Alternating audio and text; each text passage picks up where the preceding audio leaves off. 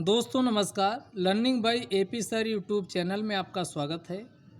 Civil services 2021 के prelims में शामिल हो रहे सभी एस्पायरेंट्स को हमारी तरफ से ढेर सारी शुभकामनाएं कि जितने लोग पेपर देने जा रहे हैं उनमें से सभी लोग अपना बेस्ट से बेस्ट किए होंगे और सभी लोग प्री क्वालिफाई करें, मेंस दें और फाइनली उनका लिस्ट में नाम शामिल हो। इस वीडियो में हम जो 2020 का पेपर 19 का हुआ उन पेपरों के माध्यम से बताएंगे कि कैसे आपका स्कोर मैक्सिमम हो सकता है। प्रीलिम्स का जो कट ऑफ जाता है उसको इजीली कैसे ज़्यादा किया जा सकता, ये बात हम आपको इसलिए बता पा रहे हैं क्योंकि हमने 2016, 17, 18 तीन बार इसका प्री दिया और तीनों बार जीएस में ठीक ठाक नंबर थे। 2018 में भी 110 मार्क्स के आसपास थे, 2019 में भी और 2017 और 16 में भी 120 के एबव थे। तो इसलिए आपको ये लॉजिक आप यूज कर सकते हैं और अपना मैक्सिमम स्कोर कर सकते हैं। तो यहाँ कुछ लॉजिक आपको बताएंगे। प्रीलिम्स में आप अच्छी तैयारी आपकी हो चुकी होगी तभी आप प्रीलिम्स में शामिल हो रहे हैं। तो क्या है, तो रियल अब 2020 का जो अभी पेपर हुआ उसी पेपर के माध्यम से हम इस वीडियो में आपको कुछ टेक्निक्स बताएंगे। सबसे पहले आप कितनों तैयारी कर लो, पेपर में 40 क्वेश्चन 35 क्वेश्चन इससे ज़्यादा वो किसी को आ ही नहीं रहे होते हैं। फिर वहाँ आप कहेंगे कितने क्वेश्चन करके आते हैं, तब तो प्री वैसे भी नहीं होना। तो आगे रिस्क आपको लेना है और रिस्क कितना लेना है तो ये आप प्रैक्टिस किए होंगे, उस पर डिपेंड करेगा आप कितने क्वेश्चन करेंगे। तो यहाँ कुछ चीज़ें आपको बताते हैं जो क्वेश्चन आपको करने हैं और वो ऐसे क्वेश्चन करने जो आप नहीं भी रीड किए हैं, तभी आप कॉमन सेंस, कुछ स्मार्ट गेसिंग और कुछ एलिमिनेशन मेथड से आप कर सकते हैं। तो हम सीधे पॉइंट पे आते हैं। क्वेश्चन जो हुए उन्हीं क्वेश्चन को देखते हैं। कुछ आप शब्दों पे ध्यान दीजिए। अगर एक्सट्रीम वर्ड कहीं पर भी सेंटेंस में दिख जाए तो सतर्क हो जाना है। एक्सट्रीम वर्ड का मतलब हुआ जैसे ओनली ऑप्शन दिख जाए, नॉट ऑप्शन दिख जाए, एक्सट्रीम वर्ड पे ध्यान देना है। स्टेडली शब्द आपको कहीं पर भी ऑप्शन में दिख जाए, एनार्मसली शब्द दिख जाए, none of the above option में दिख जाए, तो ये जो एक्सट्रीम वर्ड हैं इन शब्दों पे बिल्कुल सतर्क हो जाना है। लगभग 99% केस में ये जो ओनली वाला सेंटेंस गलत होता है। 1% में क्या होता है सही भी हो सकता। आपको ध्यान दीजिएगा, जैसे क्वेश्चन आपको ले रहे हैं जैसे कि मनी बिल जो धन विधेयक है ये केवल लोकसभा में प्रस्तुत किया जा सकता है। अब यहाँ सेंटेंस लिख दिया गया लोकसभा में, जबकि ये सेंटेंस ओनली देखते हुए आपको ये आप जानते हैं कि ये अभी जो हम भी बता रहे हैं कि गलत होगा। अगर यहाँ ये ऑप्शन काट दिए और जैसे ही आप मानेंगे गलत है वैसे आप शुरुआत ही गलत कर दिए, तो ऐसे क्वेश्चनों में आपको सतर्क रहना है। अगर पॉलिटी का क्वेश्चन कहीं पर भी दिखता है तो यहाँ ओनली वाले केस कई बनते हैं, यहाँ सही होने के चांस होते हैं। तो 1% इसीलिए हमने कहा कि ओनली वाला। लेकिन जब आपको कोई क्वेश्चन ना आ रहा हो तब आपको जो ऑप्शन अब आपको बता रहे हैं उस पे इसमें ध्यान देना है। तो यहाँ पर आपका पहला क्वेश्चन हमने जो इसी बार का लिया है। दूसरा हमने कहा कि एक्सट्रीम वर्ड पे विचार करना है। वो एक्सट्रीम वर्ड कौन कौन से उस पे देखिए। अब ये क्वेश्चन पहला है कि with reference to India's desert national park which of the following statement is correct. पहला, it is spread over 2 district. आपको नहीं पता, इसको रहने दीजिए। अगला सेंटेंस लिख रहा कि there is no human habitation inside the park. यानी क्या कभी ऐसा हो सकता है कि एक भी व्यक्ति का हैबिटेशन ना हो पार्क के अंदर? ऐसा नहीं हो सकता। आप कॉमन सेंस भी लगाएंगे तो आप देखेंगे कि रिसर्च एक्टिविटीज़ अनुसंधान गतिविधियों के लिए वहाँ पर जो इससे संबंधित व्यक्ति होते हैं उनको अनुमति होती है, वो हैबिटेट कर सकते। तो यहाँ पर नो ह्यूमन से ये एक्सट्रीम वर्ड है, 2 को काटिए और 2 को जैसे इस सेंटेंस को काटिए आप सही ऑप्शन पर जाइए। एक कटा, एक कटा, एक कटा, सीधे आंसर आप लगा देंगे 1 और 3। ये होता है एलिमिनेशन मेथड। अगर क्वेश्चन नहीं भी आ रहा तो एलिमिनेट करके आप सही ऑप्शन तक पहुंच सकते हैं। ये 2020 का क्वेश्चन था। यूजुअली आप 2 वाले सेंटेंस से इसको सही कर सकते थे, बाकी पहला सेंटेंस पता हो, तीसरा पता हो या ना पता हो, अगर 2 को आप एलिमिनेट कर देते तो सीधे आंसर पे पहुंचते। अगला आइए, फिर अगला इसी में क्वेश्चन आया था कि with reference to pulse production in India consider the following statements. पहला दिया गया कि black gram can be cultivated as both kharif and rabi crop, सही बात है। दूसरा कह रहा कि green gram alone accounts for nearly half of pulse production. Green gram का पूछ रहा और कह रहा कि ये ओनली एलोन शब्द आ गया, हमने कहा ओनली एलोन, ये जो एक्सट्रीम वर्ड है उससे उस पर सतर्क हो जाना। क्या ग्राम जो ग्रीन ग्राम है क्या ये आधे 50% से ज़्यादा प्रोडक्शन दालों में केवल ग्रीन ग्राम का होता हो? कॉमन सेंस तो यही कहता है कभी संभव नहीं है भारत में कि अकेला 50% से ज़्यादा हिस्सेदारी ग्रीन ग्राम का या ये हो। तो ये 2 सेंटेंस को आप काटिए और 2 को काटिए तो पहले ऑप्शन पे जाइए। तो कौन कटा? बी ऑप्शन कटा, सी ऑप्शन कटा, डी ऑप्शन कटा, तो बचा कौन? सीधे आंसर आपको मिल जाएगा ओनली 1। ओनली 1 में क्या है कि black gram can be cultivated as both kharif and rabi crop. ऐसे सोचोगे तो गलत आप कर सकते थे, लेकिन अब बिल्कुल श्योर 100% आंसर उसी पे जा रहे हो कि अब आपका बिल्कुल सही आंसर है, ये दोनों फसल में उगाया जाता। तीसरा सेंटेंस दिया in last 3 decades while the production of kharif pulses has increased the production of rabi pulses has decreased. नहीं पता हो तो आपको यहाँ सेंटेंस भी रीड करने की ज़रूरत नहीं है। अगला क्वेश्चन इसी 2020 के प्रीलिम्स में पूछा गया था कि with reference to solar water pumps के बारे में विचार करना है और कौन से सेंटेंस सही है।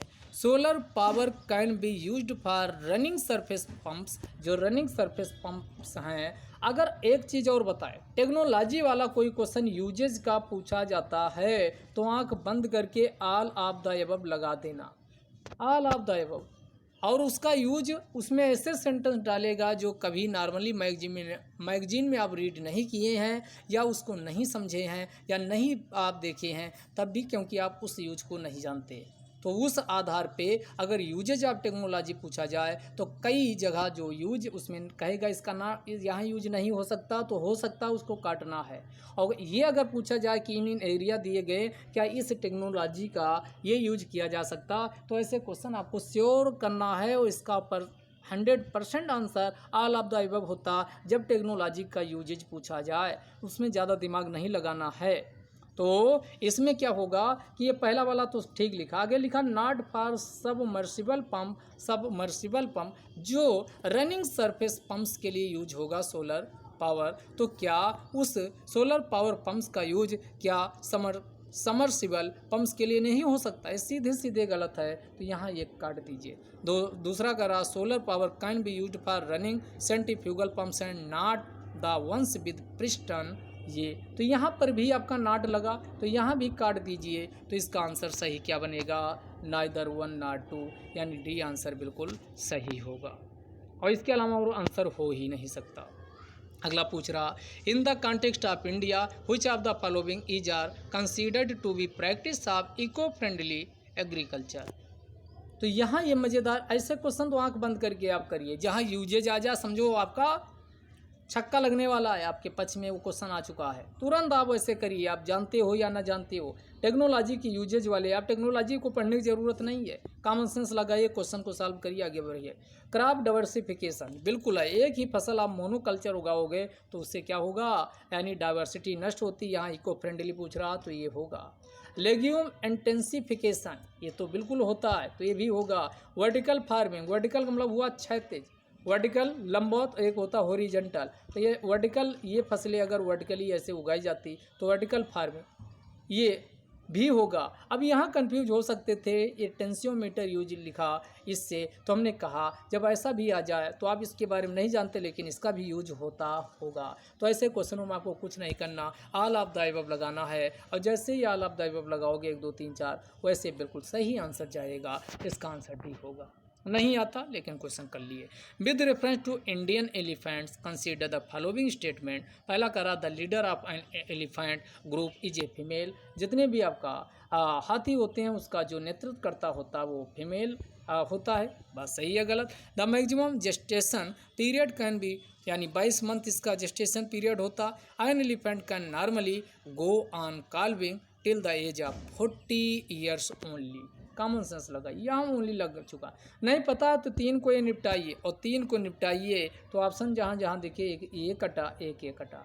अब कॉमन देखिए, दोनों का कॉमन पकड़ लीजिए। 2 में आप समय मत बर्बाद करिए, 2 में समय मत बर्बाद करिए। 2 वाला तो आपका बिल्कुल अब सही होने वाला है।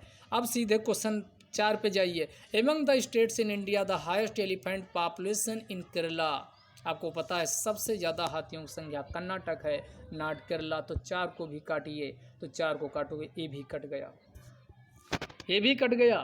4 को काटने के बाद सीधा एक ही आंसर बचता है, 1 और 2। बिल्कुल सही आंसर आप लगा दिए। अगला, steel slag can be the material for which of the following. हमने कहा जब यूजेज वाला क्वेश्चन चाहे वो टेक्नोलॉजी का हो या अदर मटेरियल का हो तो मल्टीपल उसका यूजेज होता है। उनमें से कुछ यूज का आप स्टडी किए होते हैं, बाकी का नहीं। इसीलिए एग्जामिनर आपके अवेयरनेस को चेक करना चाहता है कि आप कितना अप्लाइड हैं। अप्लाइड को आप सोच सकते कि नहीं। तो यहाँ स्टील स्लैग का पूछ रहा तो इसकी आपका चीटिंग कोड हमने आपको ये बताई दिया। ऐसे क्वेश्चन बहुत आपको मिलेंगे। तो कंस्ट्रक्शन ऑफ बेस रोड नहीं पता, यहाँ इसका यूज होता है। इम्प्रूवमेंट ऑफ एग्रीकल्चरल सॉइल, यहाँ भी प्रोडक्शन ऑफ सीमेंट, यहाँ भी। तो स्टील स्लैग के बारे में कुछ भी नहीं पता था, तब भी यूजेज वाला आप सीखिए कि इसका answer all of the above भी होगा। ये इसी साल आप कहोगे क्या 20 वाला पेपर आप उठा लिए, इसी में बता रहे हैं। 19 का पेपर आप सॉल्व करके जाइए, 18 का ये जो टेक्निक आपको बता रहे सीखिए, और प्रीवियस ईयर के क्वेश्चन लगाइए। कोचिंग के टेस्ट मत लगाइएगा। अब पिछले 5-6 सालों का पेपर जरूर 2015 से 20 तक का जरूर पेपर सॉल्व कर लीजिए। और इस बार काफ़ी लोग सीसेट फेल किए हैं, तो सीसेट की भी आपको स्ट्रेटजी बताएंगे कि कैसे इजीली आप क्वालिफाइंग नंबर ला सकते हैं। तो उसका भी आप उसमें देखिए, तो ये आप इजीली इसको क्वालिफाई कर सकते हैं। तो ये 3 साल का पेपर उसमें उठाइए और इसको लगाइए। अगला, what is the use of biochar in farming. Biochar in farming पूछ रहा, तो ये आपका टेक्नोलॉजी वाला क्वेश्चन फिर से आया है। टेक्नोलॉजी का क्वेश्चन है, यानी यूजेज का क्वेश्चन है। तो बायोचार के बारे में नहीं जानते लेकिन जानते कॉमन सेंस। यूजेज पूछ रहा तो इसका आंसर वगैरह आप देखिए ये भी लगा सकते थे। हालांकि सेंटेंस रीड कर लीजिए। पहला, biochar can be used as a part of the growing medium in vertical farming. When biochar is a part of growing medium it promote the growth of nitrogen fixing microorganism. Positive बात दे रहा, बिल्कुल वही बात सही है। When biochar is a part of growing medium it enables the growing medium to retain water for longer time. ये भी सही। तो इसका आंसर क्या होगा? डी। 1 2 3 इसका सही आंसर होगा। अगला, consider the following statement. Coal as contains arsenic, lead and mercury. Coal-fired power plant release sulfur dioxide and oxide of nitrogen into the environment. High ash content. ये तो आप जानते हो कि भारत में जो कोयला है वो अच्छी क्वालिटी का नहीं है, उसमें सल्फर की मात्रा काफ़ी ज़्यादा होती है। तो 3 तो बिल्कुल सही होगा, और 3 सही होगा, ये कट गया। और ये आपका ये ओनली वाले। अब आइए अन पे विचार करते। 2 वाला पता है कि जब कोयले को जलाया जाता तो उससे आपका सल्फर और नाइट्रोजन के ऑक्साइड निकलते हैं। तो 2 भी आपका सही है, 3 भी सही। तो ये भी कटा, ये भी कटा। 2 सही और 3 सही। तो इसका आंसर आपका 2 3 आ रहा है, 1 2 3। ये 2 ऑप्शन बचे हैं। अब एक पे विचार करिए कि coal as contain arsenic, lead तो होता है, तो इसका मतलब अन्य भी होते होंगे। तो ऐसे में इसका आंसर भी क्या होगा? डी। आगे लगाइए, आगे बढ़ते जाइए, समय भी आपको बचा देगा। Consider the following statement. अगला पूछ रहा, the value of Indo Sri Lanka trade has consistently increase. यहाँ शब्द पकड़ लीजिए, कंसिस्टेंटली शब्द लिखा है। इन लास्ट डिकेड का मतलब पिछले 10 सालों में ये लगातार इंक्रीज हुआ। ये किसी भी देश के साथ ऐसा नॉर्मली सिचुएशन नहीं होगा कि लगातार भारत का जो ट्रेड है वो लगातार इंक्रीज हुआ हो, तो यहाँ कॉमन सेंस ये कहता है पहला सही नहीं हो सकता, तो इसको काटिए, इसको काटिए। अब 2 और 3 बचे हैं, 2 और 3 पे विचार कीजिए।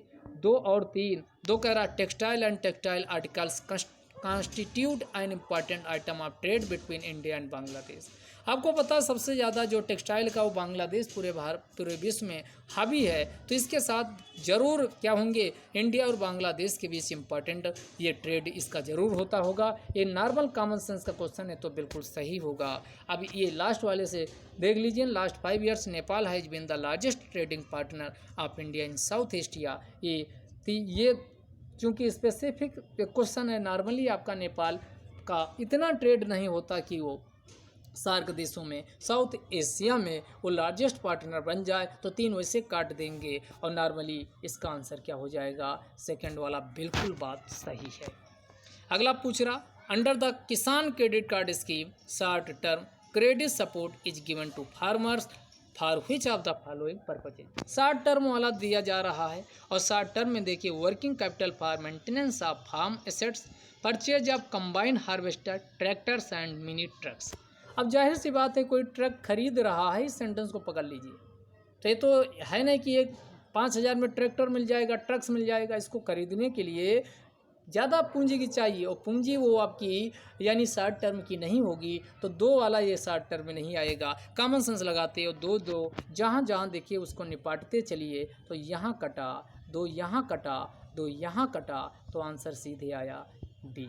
1 3 4 ये सीधे आंसर हो जाएगा।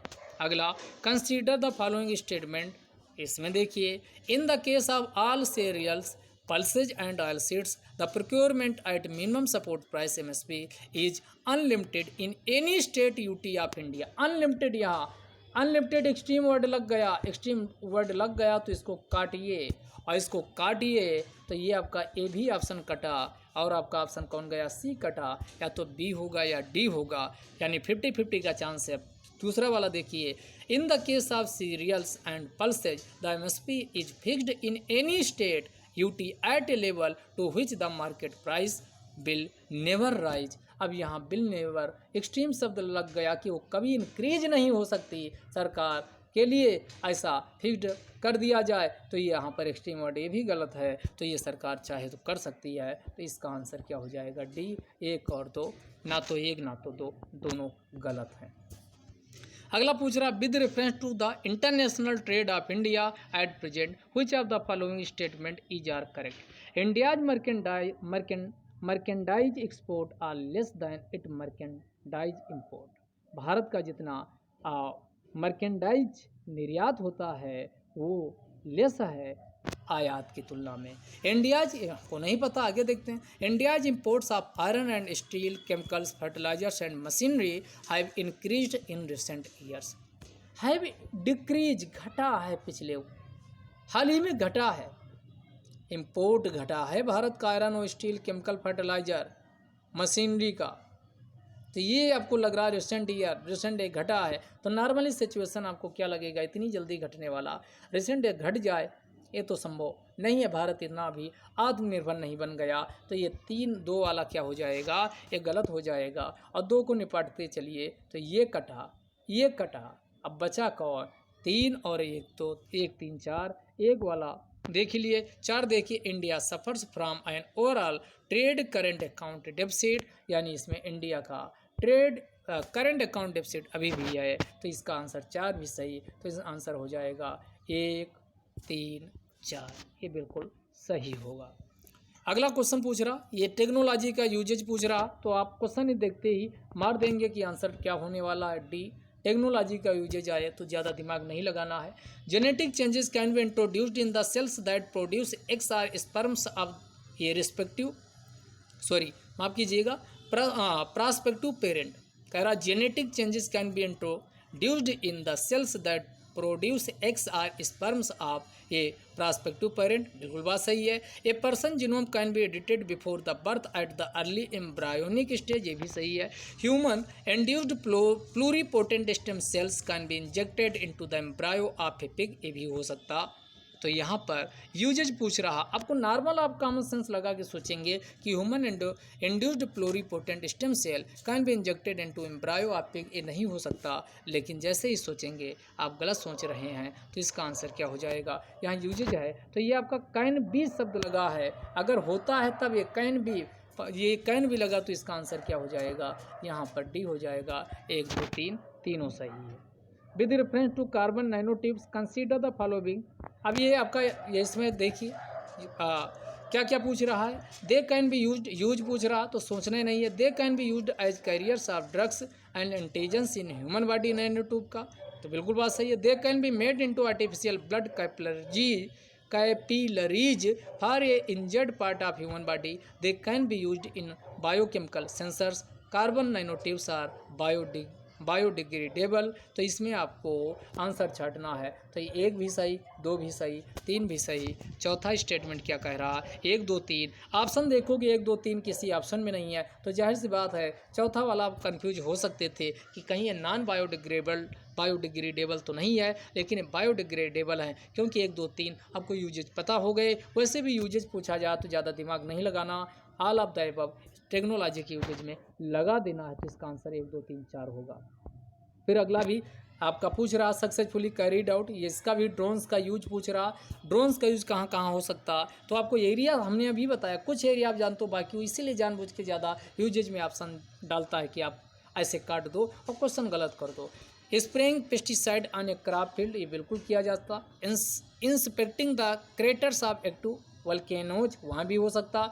Collecting breath sample from spouting whales for DNA analysis, इसका भी हो सकता है। यहाँ 3 ऐसे आप कॉमन सेंस लगाएंगे, 3 में डाउट हो सकता है, लेकिन टेक्नोलॉजी का हमने बताया यूजेज आ जाए तो ऑल ऑफ द अबव लगा देना, तो इसका आंसर डी हो जाएगा।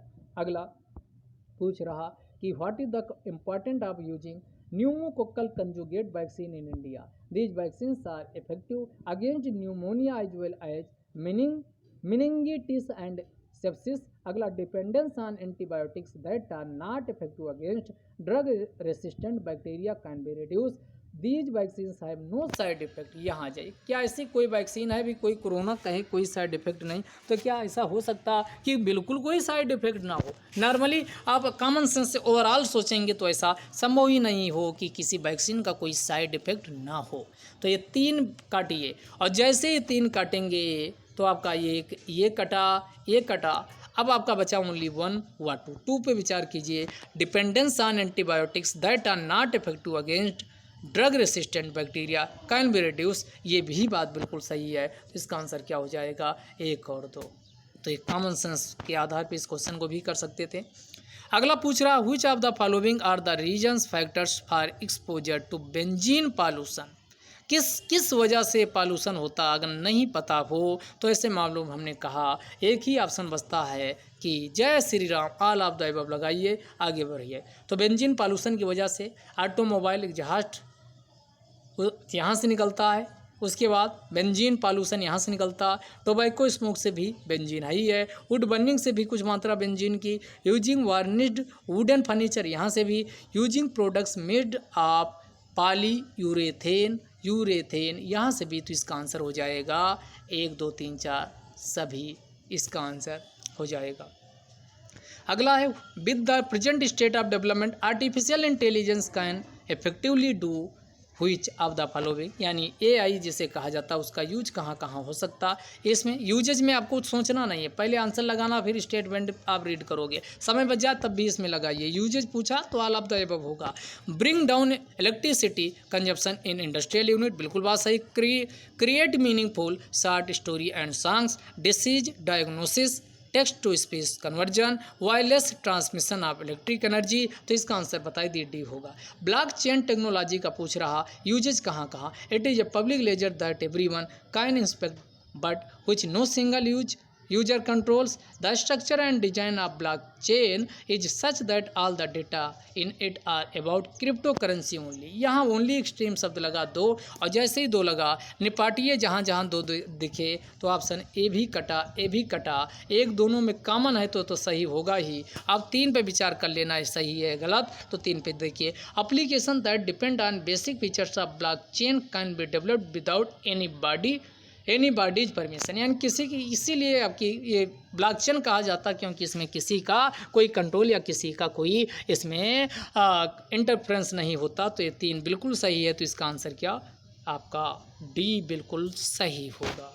अगला, who among the following rulers advised his subject through his inscription, whosoever praises his religious sect or blames other sects out of the excessive devotion to his own sect. With the view of glorifying his own sect, he rather injures his own sect very severely. तो ये आप NCERT इसीलिए कहा जाता है, read करिए सीधे NCERT से, क्लास 6 की एनसीईआरटी में सेम लाइनें लिखी हुई, वहाँ से एक टेस्ट कॉपी की गई, तो इसका आंसर ए होगा। अगला क्वेश्चन पूछ रहा कि consider the following statement, according to the Constitution of India, a person who is eligible to vote can be made a minister in a state for 6 months even if she is not a member of legislative of that state। सही बात है। अब यहाँ according to the representation of people's act 1951, a person convicted of a criminal offence and sentenced to imprisonment for 5 years is permanently disqualified. पकड़ लीजिए extreme और permanently.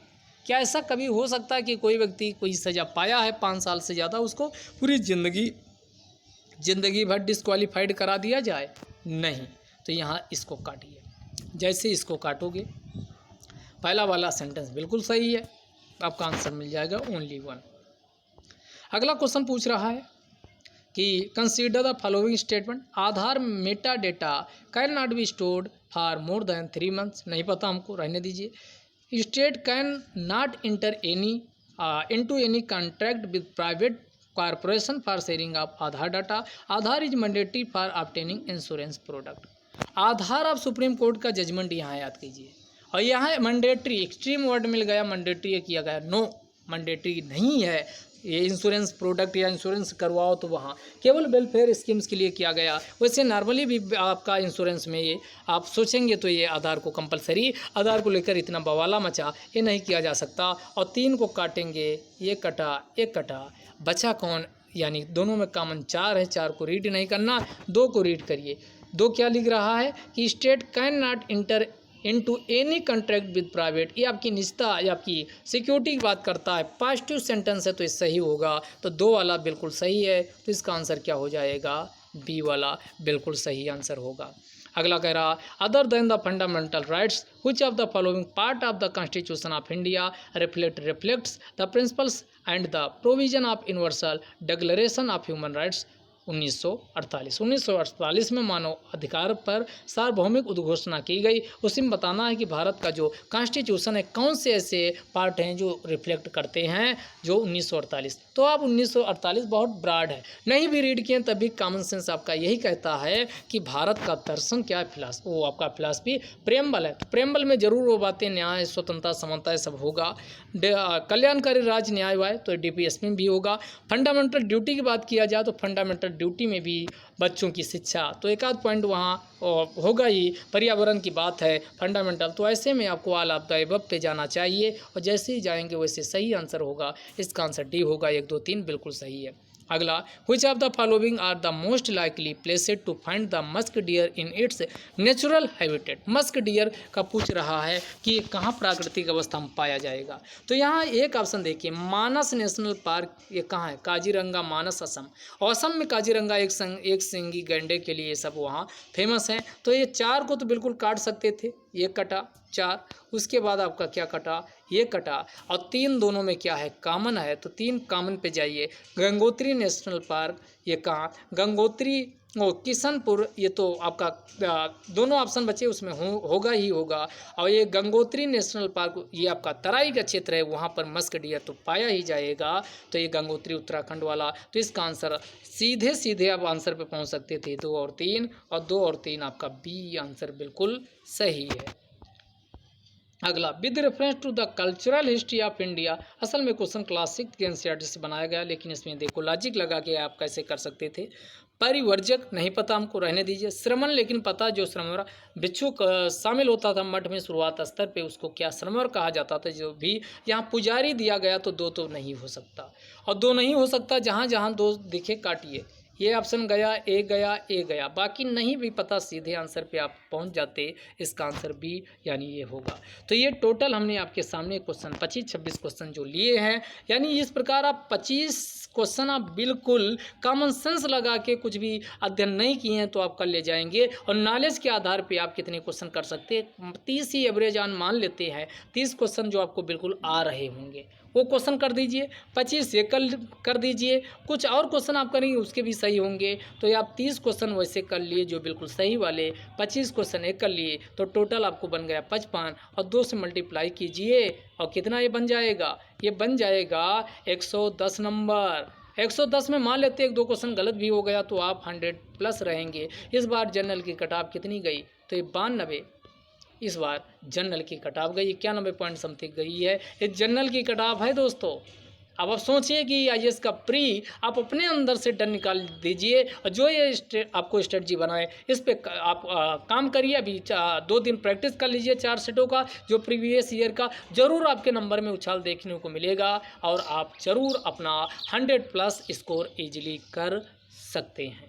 इन क्वेश्चनों को, जो इस टाइप के क्वेश्चन है उसको आपको हर हालत में करना ही करना है, और 100 प्लस स्कोर आप इसमें कर जाएंगे। अगले वीडियो में आपको किसमें जो सीसैट कैसे पास करें, क्योंकि इस बार काफ़ी लोग फेल किए हैं, उसकी विद क्वेश्चन, ये क्वेश्चन हमने, आप जान लीजिए, हमने जो 2020 का प्री हुआ रियल वाला पेपर, उससे सारे क्वेश्चन कलेक्ट किए हैं, जिस पे एक trick, smart guess trick, elimination काम करता था। इतने क्वेश्चन आप इजीली कर सकते थे।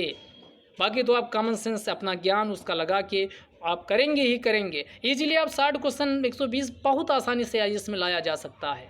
बहुत आप अपने अंदर कॉन्फिडेंस लाइए, बहुत परेशान मत होइए, और आराम से पेपर देने जाइए, आराम से पीटी आप क्वालिफाई कर जाएंगे। अगले वीडियो में सीसैट का वीडियो आपको सीसैट के बारे में बताएंगे कि कैसे उसको पास करें, और कौन कौन से उसमें एरिया जिस पे आपको अब हिट करने की ज़रूरत है। ये वीडियो यहीं तक। आपको वीडियो पसंद आता तो इसको लाइक, सब्सक्राइब और अदर लोगों के पास शेयर भी कीजिए, ताकि ज़्यादा से ज़्यादा लोग इसका फ़ायदा उठा सकें। जय हिंद, जय भारत।